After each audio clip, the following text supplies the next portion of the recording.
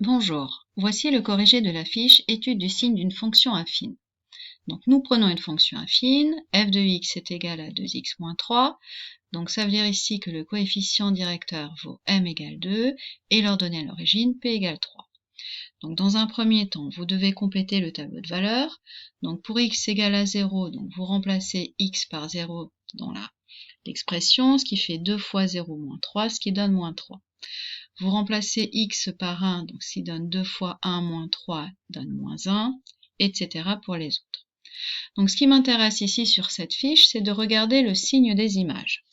Donc ici, je vois que pour 0, son image est moins 3, c'est négatif. Pour 1, son image est moins 1, elle est négative. Pour 1,5, son image est 0, donc ça vaut 0. Et pour 4, son image est 5, qui est positive. Donc la question suivante, c'est quel est le signe de l'expression f de x est égal à 2x moins 3? Eh bien, au vu du tableau que nous avons complété, nous voyons que le signe n'est pas toujours positif, il n'est pas toujours négatif, mais en fait, il va dépendre de valeur x qui est l'antécédent. Donc moi, j'aimerais savoir maintenant à quel moment est-ce que cette expression va changer de signe. Donc nous allons résoudre f de x est supérieur ou égal à 3. Qu'est-ce que ça veut dire? F de x, c'est l'expression 2x moins 3. Donc on va résoudre finalement 2x moins 3 supérieur ou égal à 0. Donc on va faire plus 3 de chaque côté, ce qui va me donner donc 2x supérieur ou égal à 3, c'est-à-dire x supérieur ou égal à 3 demi. Donc qu'est-ce que ça veut dire? Ça veut dire que si x est supérieur à 3 demi, qui est la même chose que 1,5, eh bien son image f de x, qui vaut donc 2x moins 3, va être positive, puisque ce sera plus grand que 0. Et la fonction va donc être négative lorsque x sera inférieur ou égal à 1,5. Donc on va pouvoir compléter maintenant ce qu'on appelle un tableau de signes d'une fonction. Donc un tableau se compose de deux lignes.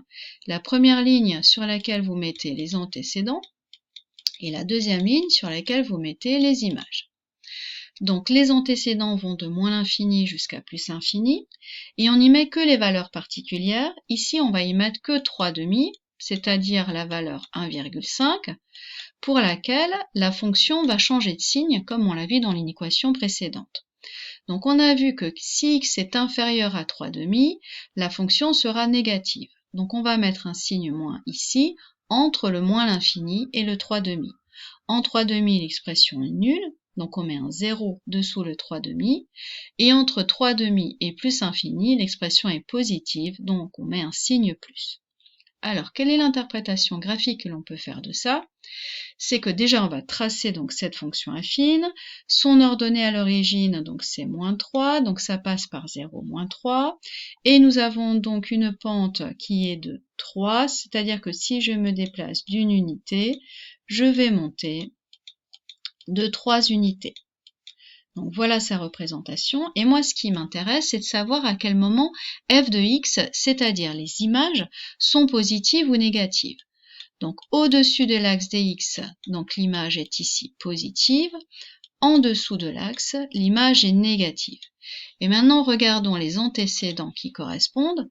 Donc elle est positive lorsque le x va être ici plus grand que 1,5 et elle va être négative lorsque les x ici seront plus petits que 1,5 et c'est bien ce qu'on avait donné dans le tableau de signes. Voilà pour cette petite étude du signe d'une fonction affine.